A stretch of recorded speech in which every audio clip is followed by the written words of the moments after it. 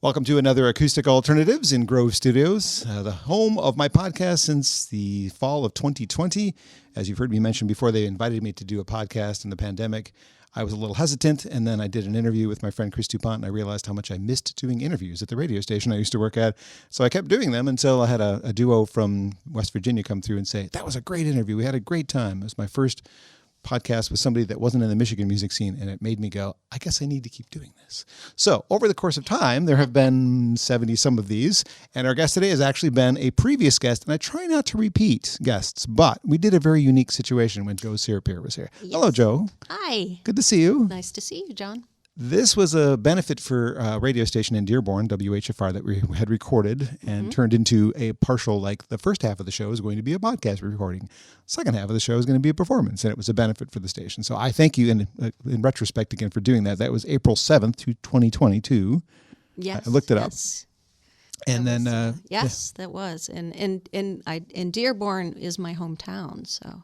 Are you still living in Dearborn? I knew you were raised there. I'm still living there at present, although we're in the process of trying to move to the east side of Detroit. So, rehabbing a house. Very good. Well, the reason I've decided to invite you back as a guest a second time, and it usually takes something special, and it is something special. Because I'm cute? Because you're cute, but you also have basically two records that used to be a double record at some point. We'll talk about that later.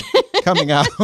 Looks like there's a couple of release shows and then another one. April 26th, Ghost Light and Hamtramck. May 11th, Trinity House Theater in Livonia. And then the one that was originally scheduled and then moved in November, now at the Arc. At the Arc, and that's not until November. And hopefully there will be a few in between. Well, I'm sure you can't not be performing somewhere. Yes. So the records are coming out in April, right? April, end of April. Very good.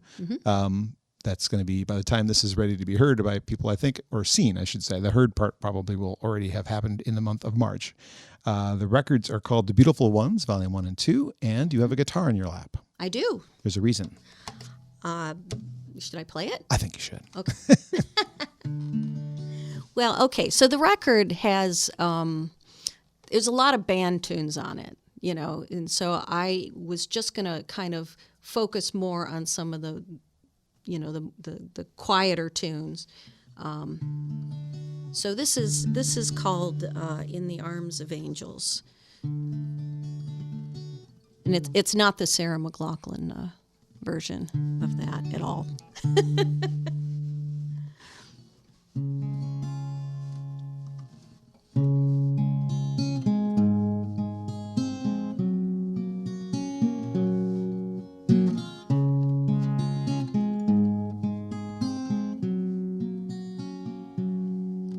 Times feel like hours of pain and of toil, using each soul and poisoning the soil, and spilling the blood and enjoying the spoils, as we're left in the arms of angels.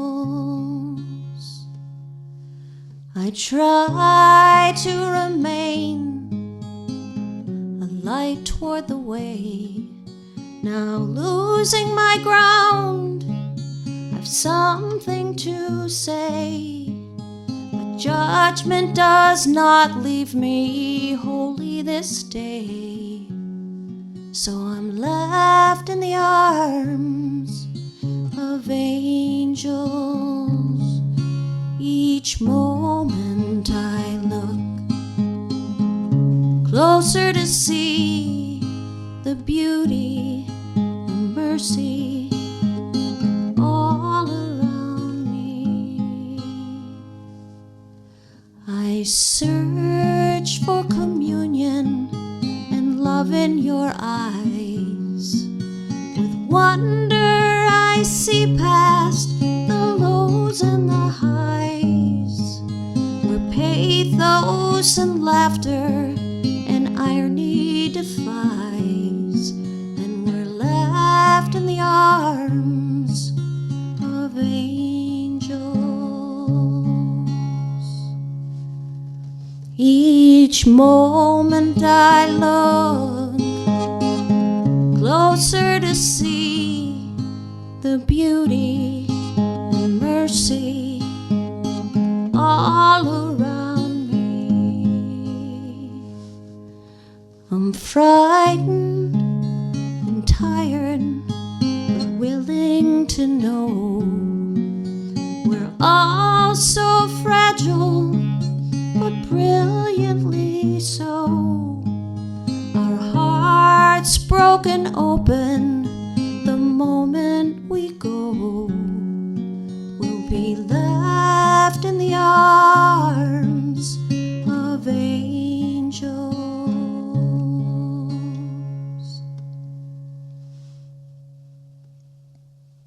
Beautiful. My guest today on Acoustic Alternatives is Jo Serrapere, a track that you will find on the forthcoming release, The Beautiful Ones, Volume 1 or 2. I don't know which volume. That one's on Volume 1. It's the last song on Volume 1. So, because the record is set up. Let me explain. The record is set up as it's sort of. I'm at that age where everybody sort of writes their autobiography. Sure. You write what you know. You write what you know, right? Because most of my records there were characters, and it wasn't necessarily so personal. So this whole record is just sort of my autobiography. I know it is. I don't. It's music. It's not Text. Text, yes. So, and so it's kind of about my early life that was very hard for me, and then coming through that and finding voice and all that healing and all that. So that's the last song of the first record. The first record's a little bit more about the struggle, and then the second half is about the healing and the fun and the playing music and all that stuff. So. Yeah. As a therapist, this record sounds like your therapy. It is, yes, very much. I think the creative process is therapeutic. I mean, that's, In my lifetime, I have written poems that were songs. I don't play any music, so they're just poems, but they were therapy. They were a way to help me get out my feelings in some way, shape, or form. And since I love music so much, again, don't have the talent to play guitar, anything. Are you sure? I'm pretty sure. We can talk about that later. Did you try? I took a guitar lesson, yes. Just one guitar? See this left hand? Yeah. I can do this with my left hand, which you cannot do because I was born with 6 fingers on this hand, which has this extra little bone/muscle here. Oh. And I can do that, but I also couldn't spread my finger out any farther than that to try and play the first chord I was being taught. Oh. And so I gave up. Yeah. Yeah, but look I have teeny tiny little hands. I know. And I can do it. I think at some point, if I find any spare time, and there has been very little lately, mandolin, shorter neck, right? Oh, yeah. Yeah, so maybe that. I have an ukulele too. But anyway, this isn't about me. Yes, okay. I'm talking about you. I'm sorry, it's my job. I know. My other job. We can do that another time in a different office.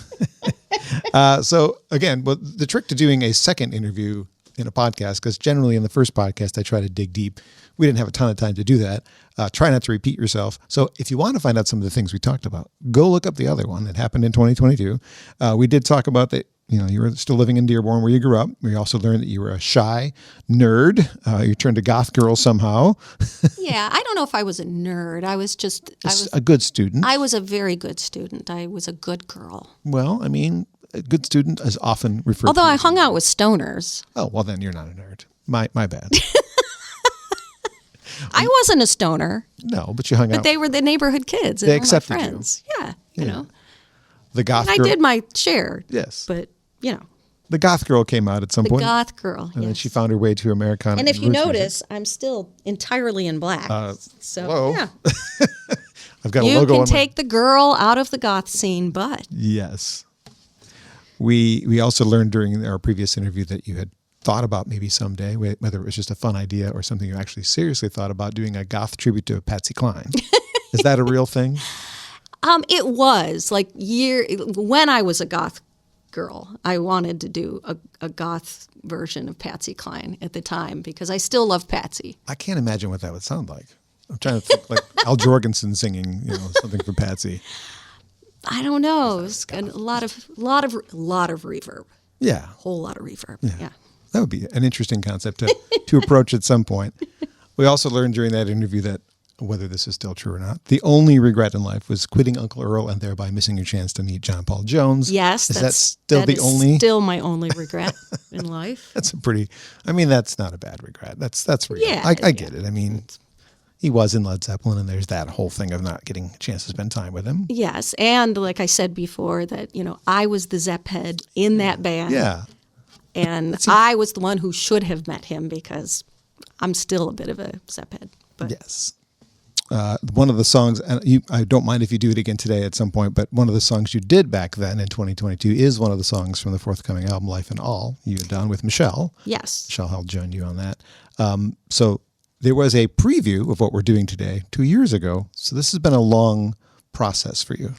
Yeah. Well, some of the songs I wrote years ago too, so they just didn't fit on records because they were more personal, and I was doing like a, alt country record. Sure. You know what I mean? I didn't go with the record, so I have a number of those too that are on there, as well as new ones. What is the oldest song on the record?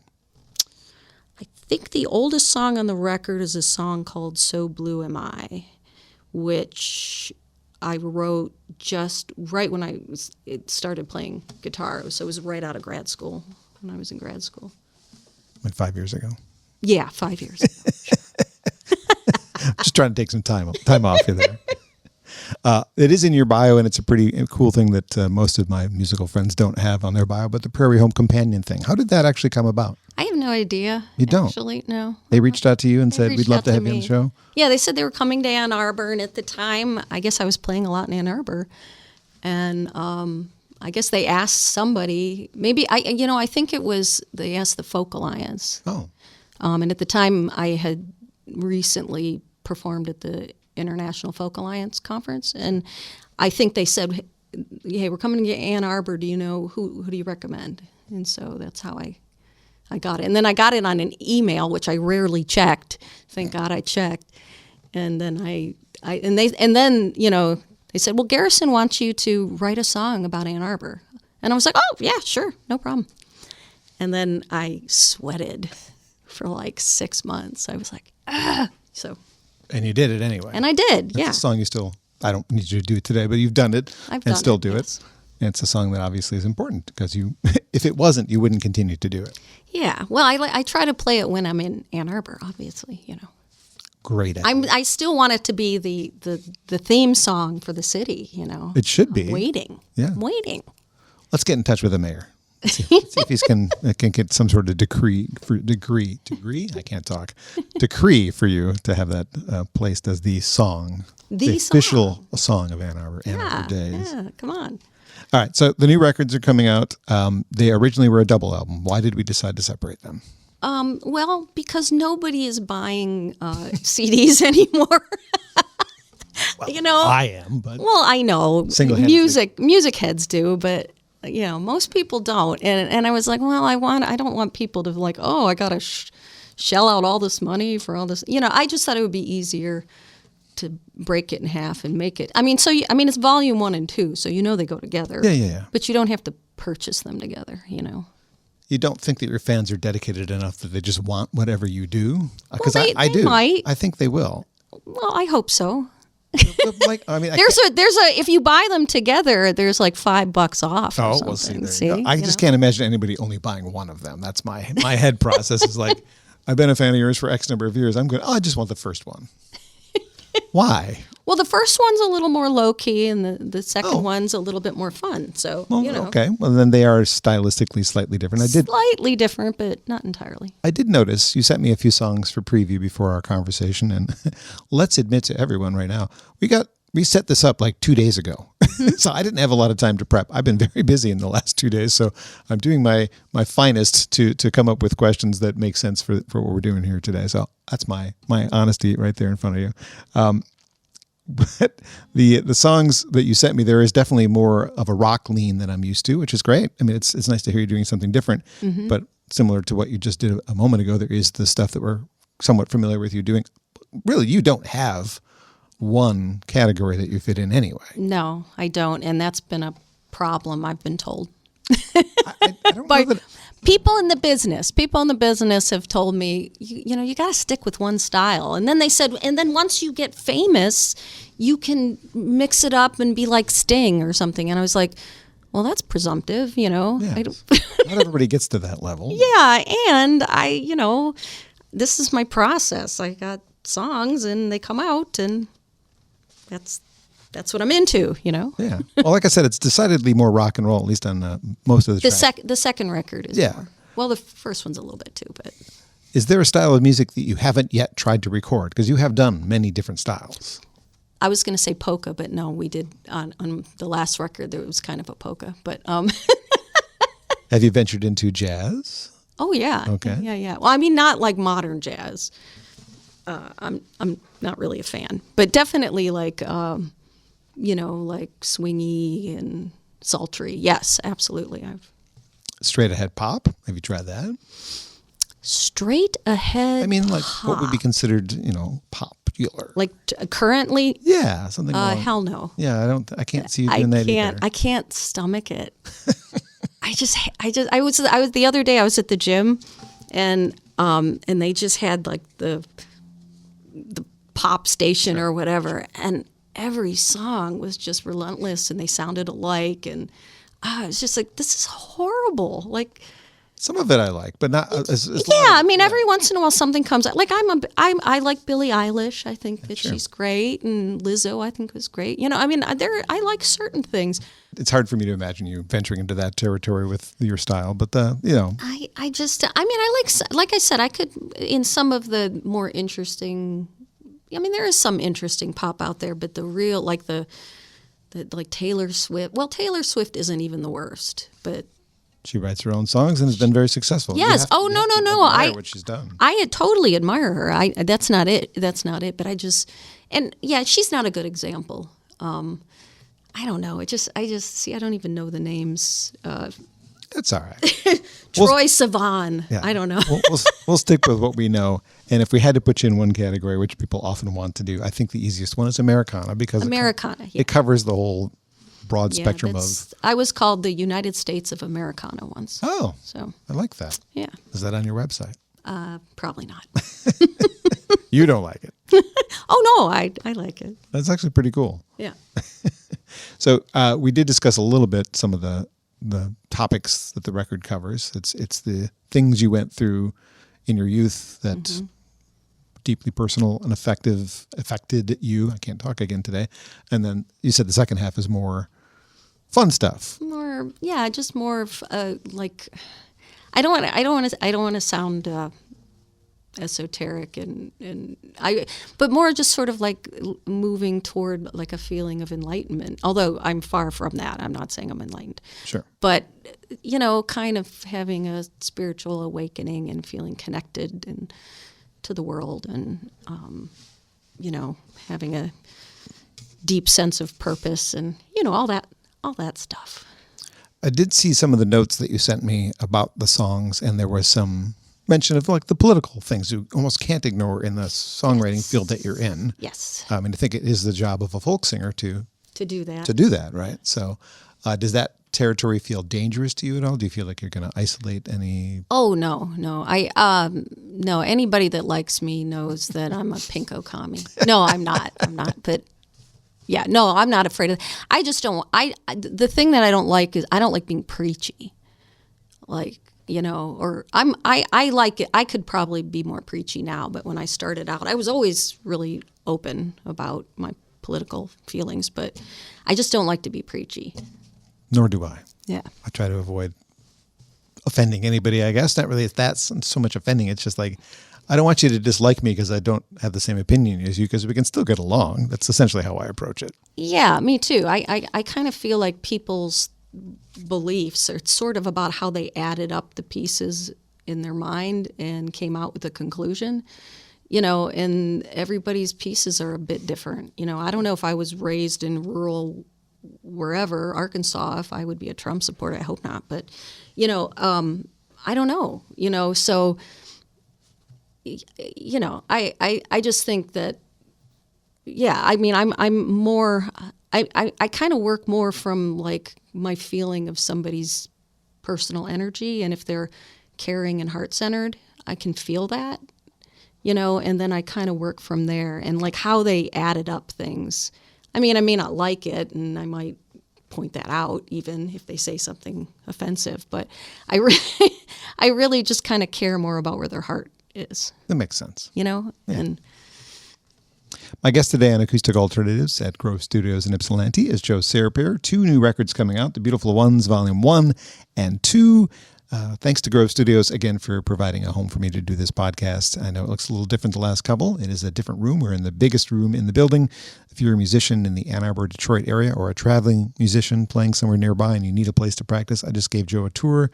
It's cool. It's cool. Lots of different rooms. There's great little place. There's a drum set right over there. There's a keyboard over here. The other rooms have drum sets. I mean, you can come in and just 2 a.m. you want to practice, come on in. You got to pay, but I mean, it's an opportunity. It's a good business model. It is. It's a really cool place. So I'm grateful for them to allow me to do the podcast here. And I'm grateful to Jo for giving me a preview of some of these songs from the next record. What one would you like to do next?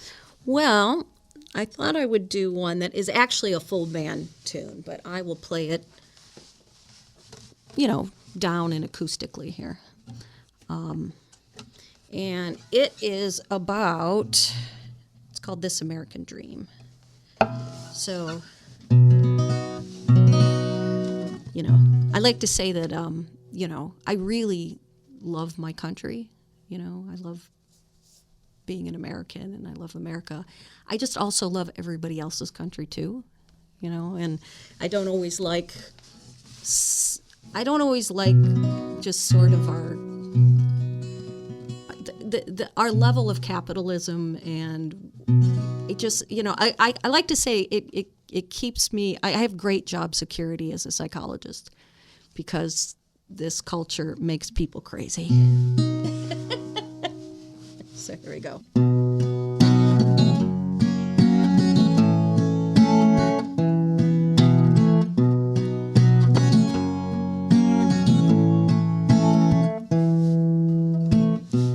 Glamorized, but the stars that fill my eyes just brings me down.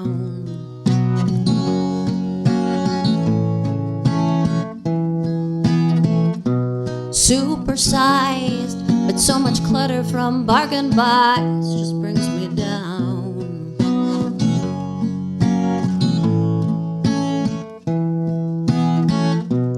Close your eyes, maybe look at the skies for a sigh.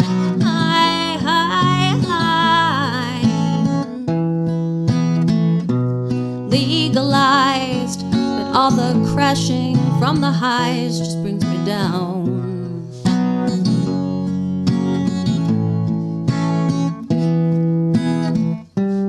Move away from this world around me. Is life more than it seems? There is something that I'm truly after. Now I know I'm losing this American dream.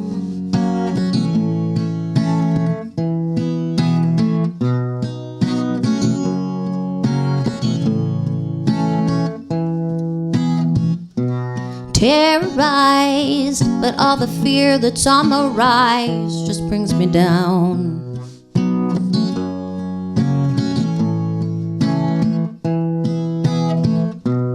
Traumatized, but keep replaying my demise just brings me down.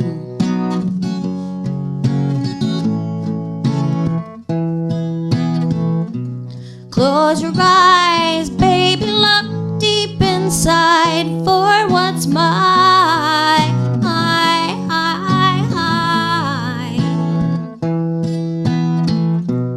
Analyze, but all the pills and all the cries just brings me down.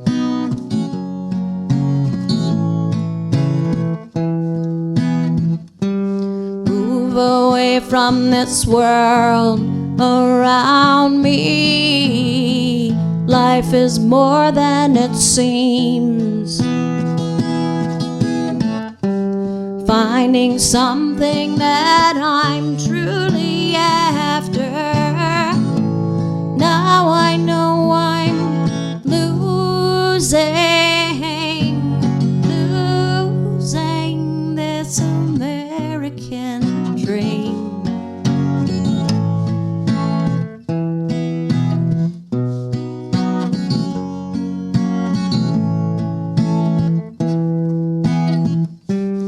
In their selling, they're buying.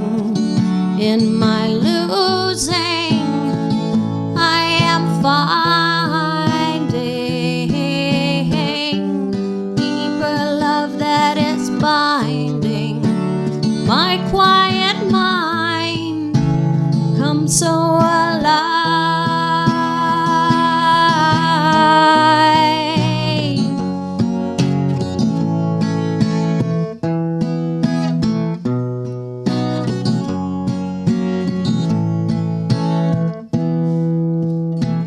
So politicized, but the divisiveness and lies just bring me down.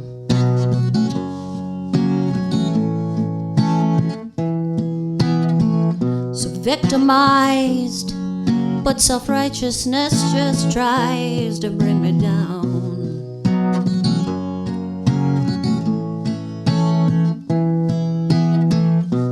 Close your eyes, take a look at the ties that bind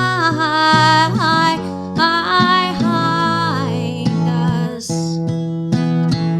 So let's mobilize and fight the fear that simplifies and brings us down.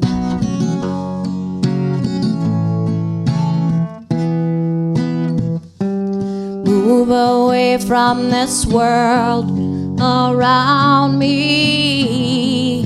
Life is more than it seems. Changing something that I'm truly after. Now I know I'm losing this American dream. This American dream. This American dream. This American dream.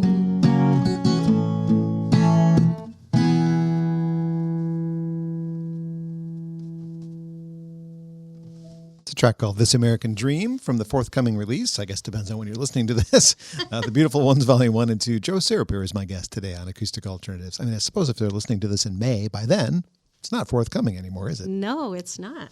At this point, I wonder, listening to you play that song Acoustic that you said is going to be on the more electric collection of songs, how do you decide which songs? Because I'm sure you wrote it like that, right? Yeah, I wrote it like that, but How do you know which ones are going to be electric, which ones are going to be acoustic? I don't know. You just feel it, you know. Like a lot of the songs, like it goes with the feeling. Like this song is, I don't know, it just felt like a band tune. I could hear it, you know. That's about as close as I get to poppy. Okay. I mean, which is not very poppy. No, I mean, it's poppy. But yeah. It's a relevant topic. And yes, it's a relevant topic. Yeah. It's about finding happiness in a world that tells you all these things will make you happy and they won't, you know. Well, I know you said you kind of took the first half of the record from your personal experience, and people who know you know that you're a therapist by day. Did you give any thought that what you've written to help yourself might help others? Yeah. I mean, I think that's kind of, yeah, when I first started playing music, it was more just to help me because I was so depressed and I didn't know what to do. I was graduating from college and I just... Who wants to be an adult? Yeah, it was the worst, yeah. I tell my clients, my young clients that all the time. I'm like, not to make them feel bad, but when they're struggling, I'm like, it's really hard. And you could not pay me to be in my 20s again. It sucked. I mean, it was exciting, but it really sucked too. So, that's kind of, especially with this record, I kind of really wanted to bring my two worlds together. Over the pandemic, I was, I formed a Western swing-ish band, just based on the musicians we were playing with. So I wrote all these songs in that style and stuff, and that's just fun. There's nothing terribly deep. It's just go out and have a good time. Yeah. But I really feel like I want to bring my two worlds together. more and kind of more promote, healing and sounds like a Hallmark card, but love. Oh, yeah. Love. As I get older, Like real love, not romantic love. Yes, the love that we should have for each other no matter what. Yes. And not bomb each other and whatever else we're doing to each other right now. Yeah, that. Yeah. I as a younger person, I didn't necessarily find myself drawn to lyrics as I do as an older person. Mm-hmm. And now what I'm discovering is that songs are my way to know that I'm not the only one who's ever been through this. Yes, yeah. Song, like you're writing about your experiences. Someone's going to hear that and go, "Oh, she went through that too." Mm-hmm. So that's my observation. Like songs are important, they're necessary, and they're healing for maybe not just you. It could be a whole bunch of people that are affected by. Yeah, and what that's you're doing. because why else am I doing this? Like I when I was younger and I think the longest I ever went on tour was like a month because I've always done them I've always been a therapist and a musician at the same time. Got to find time to squeeze it in. Yeah, and most people don't want their therapist to take off, So I couldn't leave for long periods of time, but Call you from my car. yeah, exactly. Well, now you can, Yeah, now you but back then you could not. And so, and I just felt like, oh my God, it was like I don't have the best ego in the world. I mean, who does? But it was just like every day it was like, look at me, like me, come and see me. I just hated that. Like, so then if you're not going to do that, then why play music outside of your bedroom? Yeah. Well, to try to help.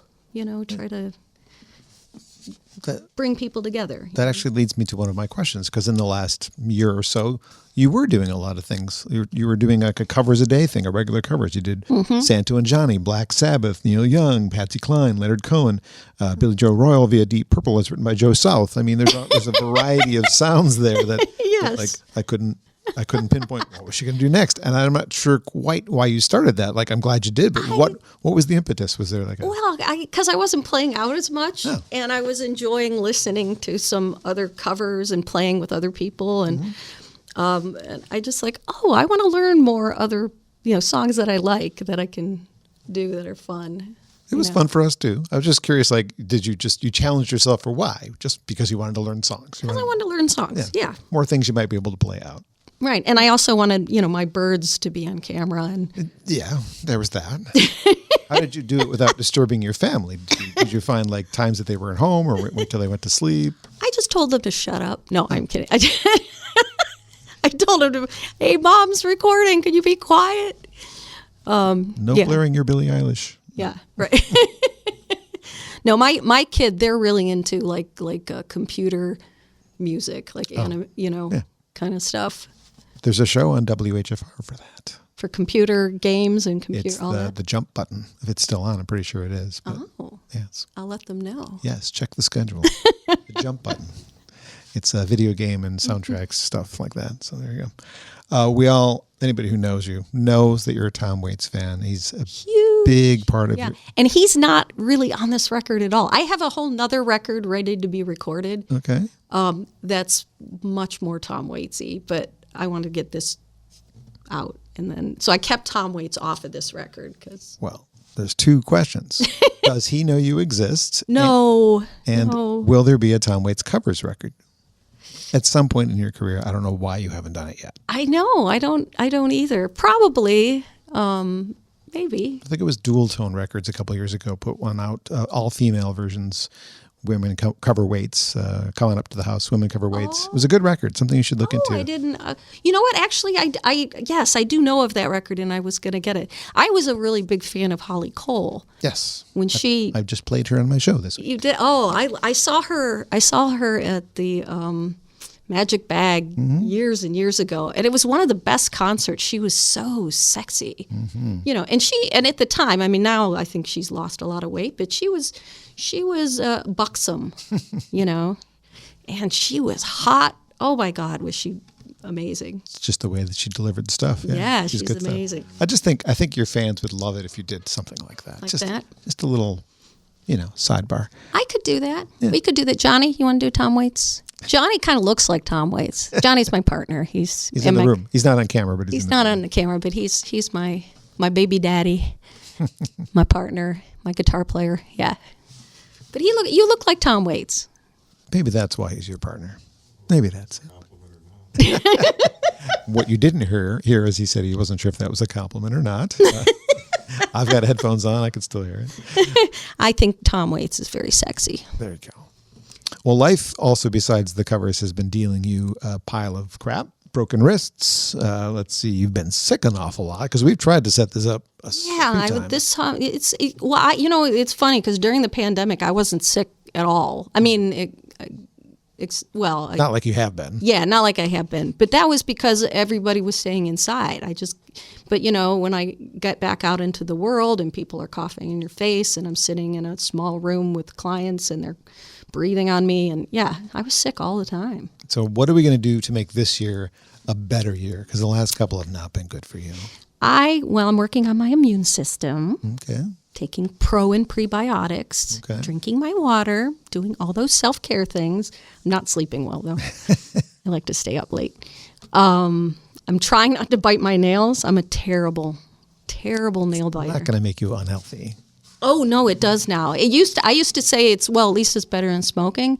But with the superbugs and everything in the world, that's how you get sick. Well, yeah, yes. Yeah, put your fingers in your mouth. So I'm trying not to do that. But it's very hard when, It's a habitual thing. My entire life. And it's what kept me calm, So, and then, there was a time because, I grew my nails out, which, by the way, is a hard way to play guitar if you're not used to that. And so that was irritating. And Unless you use them for your... Yeah, but I don't. But it was like, I'd look down at my hands. I'm like, these aren't my hands. These are like lady hands, this isn't. And then I would stab myself all the time, My joke is that I would, every time I tried to pull my underwear out of my butt, I'd stab myself. Ow. And then I realized I had no idea how much I do that. Until I grew my nails out. Yeah. Wow. Good piece of information that has probably never been Little FYI for everybody. Yeah, thank you for that. Keeping it real. Yes. My last thing is just something, I don't know how long it's been on your website, but I'd never noticed it, that you have a quote from Berkeley Breathed on your website. Yeah. How in the world does somebody from Michigan who... He heard me on Prairie Home Companion and contacted me. He contacted you, okay. Yeah, and he actually wanted me. He was in the process of he was going to make a record. Or not a record, what am I saying? A movie. He was going to do a movie. A Bloom County movie? Yeah, starring or about, the penguin guy. And Opus, yeah. Opus. And he wanted me to do the music. Wow. But it never materialized. Yeah. That would have been amazing. Yeah, would have been a career boost for sure. Yeah. Berkeley, if you're watching, revive that idea. Help on my Michigan music scene people make their living doing what they love doing, and something that brings me a lot of joy too. And new records are coming out. We're going to review the release dates. April 26th, Ghostlight and Hamtramck. Is that the first time the physical record will be available? Yes. Mm-hmm. And then just a couple weeks later, Trinity House in Livonia, May 11th.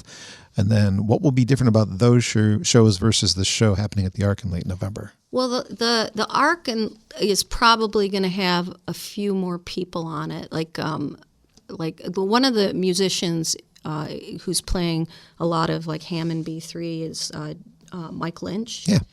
And he's very busy. And but so he's good. Yeah, he's amazing. Yes. I mean, yeah, he played on the Willie Nelson 80th anniversary show. Thanks, and everything. Dominic. Yeah, thanks, Tom. But he was he's very busy, and so is the Ark. The Ark books a year in advance almost. So I was just trying to find a date, and so I'm like, yay! I finally get Mike Lynch. So Mike Lynch will be there. Excellent. And so it'll be a few more people. And information about these shows and how to find the record once it's out is at www.joserrapere.com. JOSERRAPERE. And I will put that in the links below the title of this podcast, both audio and video. So you can hopefully just click on that and go there and find the record at the shows or buy it later. Will you make it for sale online as well? Yes, yeah, it'll be on Bandcamp. Very good. I'm going to do a couple of early releases for a couple of songs, singles Yeah. in the next in the next couple weeks. So Very good. Well, what would you like to close with? well, why don't I did this one on your It's a show, beautiful but song, and it makes sense Yeah. to do it this way. I can't do the Michelle Held vocal parts for you, though. I'm not a Are good you singer. sure? I'm not a good singer. There's a reason I do what I do. Okay, this is the last song on the last record. So, and Dave Roof, who's my engineer and who helped me with some of the production and stuff like that, and mixing and mastering, he's the genius. He said, "Don't put this song as your last song. This is your best song," or where he thinks, and I'm like, but it sums up the record, and I still listen to the whole record. I don't listen to, I'm thinking of an album, so. But anyway, here we go. It's called Life and All.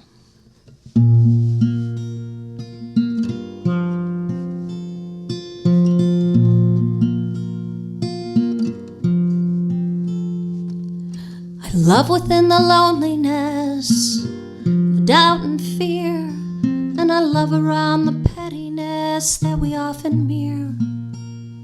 And I love beyond one's justice of a right and wrong.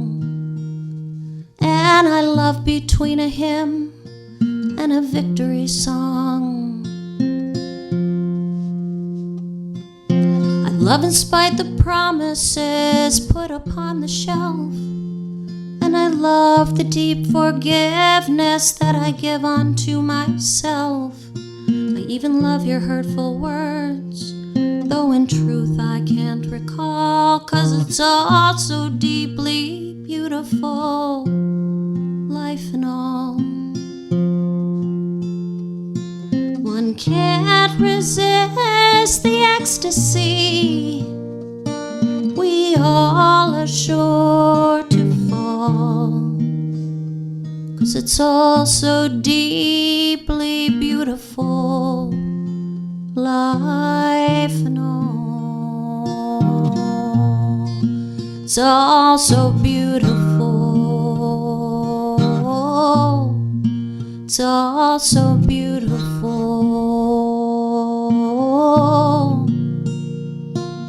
It's all so deeply beautiful, life and all.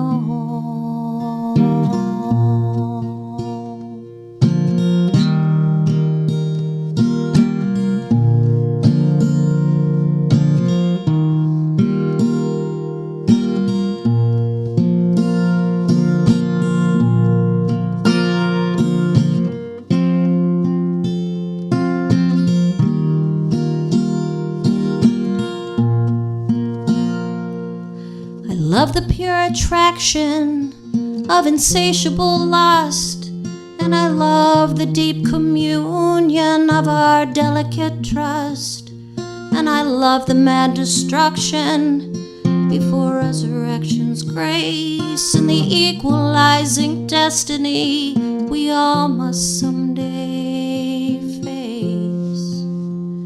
May every moment we recall the light to guide our way, and know where time is helping sort the infinite display, and return to play our scenes in this splendid cabaret, and know the fragile beauty of an ordinary day.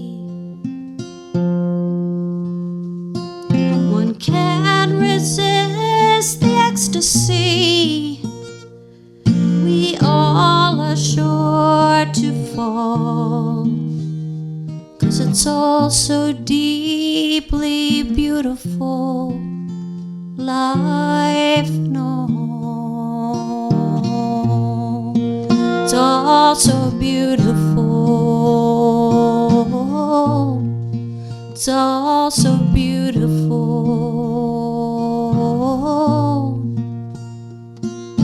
It's all so deeply beautiful, life and all. It's all so beautiful. It's all so beautiful. It's all so deeply beautiful. Life and all.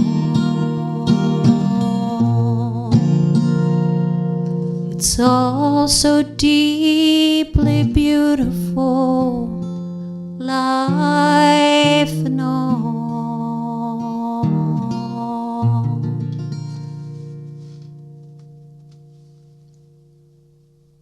David Ruff is not wrong. I do love that song. And I don't know. I mean, you're telling me you kind of get visions in your head that this is going to be more of a rock song, whatever.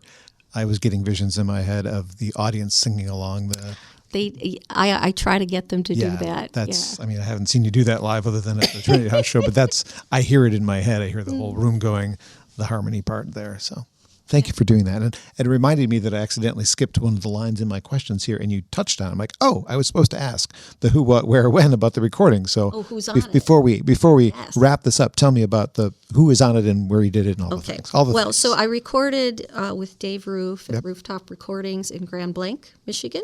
Dave is great, and he is my co-producer. I mostly produced it, but he really helped a lot and helped me find things. And then he played on a lot of different instruments. He plays everything, but he plays mostly bass on the record, and then he plays guitar on a few things, and he plays piano on a song, and he plays glockenspiel on a song. Thank God. I mean, there has not been enough glockenspiel. There is not enough glockenspiel. Yes, exactly. Yeah, in his Lederhosen. Yeah. This I want to see. Yeah. Yeah. So there's Dave, and then there's Stuart Tucker, my drummer for many, many, many, many years. I love Stu. Who's coming to Easter dinner, by the way, Johnny? Just to let you know. Now everybody knows. Now everybody knows. Stuart's my adopted brother. And then we had, like I mentioned, Mike Lynch on accordion and organs and pump organ and, doing his Mike Lynchness. I have Via Mardot doing musical saw and theremin on a song. Wow. She's quite amazing. Also not enough theremin lately. No. She just went on tour with Roger Waters from Pink Floyd. What? Yeah, I know. Go girl. Wow. She's amazing. I love her. Let me see. And yes, and we got Joel Jackson playing pedal steel guitar. Joel's in my LaFonda's band, the Western Swingy Band. And yeah, we have Walter Prettyman, who's playing violin. We have Sarah Gibson, who's playing cello. And is a fan of my podcast. Hello, Sarah. Hi, Sarah. And then I have a number of backup singers. So I have Shannon Lee and Michelle Held are singing on a song. Backup, they're doing a lot of oohs. My main backup singer is probably Sophia Hanifi. Okay. And also Dave Keeney. Didn't mention Dave Keeney, her husband, plays a lot of electric guitar on my record. And then I have my Stella girls, my band Stella. I have Juliana Wilson and Jen Siggett on a few songs. Excellent. So is that everybody? That's a lot of people. It is a lot of people. How much time did it take to put this together? 2 years? A couple of years. Yeah, probably 2.5 years. I mean, it also, Dave is very busy. So I just kind of went in when I had the money and he was available. And yeah, it was a couple of years. Well, I look forward to hearing it. I know there was a Kickstarter or some sort of campaign, so I will be eventually getting one of the physical copies. Yes. And, not that you wouldn't have anyway. But well, I know, but I look forward to hearing that, and I wish you good luck with this release. I know you spent a lot of time and money and effort on it, so I hope that it does well, and I really appreciate that we finally found a way to make this work. Me too. Thank you. Thanks to Grove Studios for giving me a home to do this in, no matter what happens. They may have moved me down the hall, but I'm still able to do what I need to do to make sure that I can give voice to those who I believe deserve more attention. And that's really the point of this podcast, is for people to discover artists. I have one guy who says, I only listen to him when I know the artist. I'm like, you're missing the point then. Because if I bring in a Kieran Daniel and you don't know him, I want you to hear him. So that's... Yeah. Well, some of the best artists I know out there aren't well known because they have other lives. Like, it's really hard to do this for a living and still have a family. Yeah. You know, and so a lot of amazing artists aren't out there touring and doing stuff. No. So Grove Studios, if you're a musician, swing by their website, check it out, see the very inexpensive rates they have, especially pre-noon. It's cheaper. You can find your practice space here, get out of the garage, get into the studio. Thanks for checking out the podcast. If you're thinking, wow, he never really mentions any ads, that's kind of true, isn't it? If you want to help me continue doing this and help me be able to afford to hire somebody, which I do occasionally, there is a Patreon page that you can support as well. $3, $5, $10 levels. I give you a little something back in return, but you can find that at johnbommarito.com. It's the first thing on the Acoustic Alternatives tab that says Patreon. So follow me there. I'm sure you probably, if you don't have one of those, will eventually, if you can find your time to make it's the finding the giving them something to make it worth their while that was hard for me. Yeah, I think your time schedule is great. Yeah, I got so much going on. All right. Anyway, we're done. Thanks for being here, and we'll have more. I don't have any booked yet, but there's more to come. I'm not done yet. Thanks for listening. Thank you.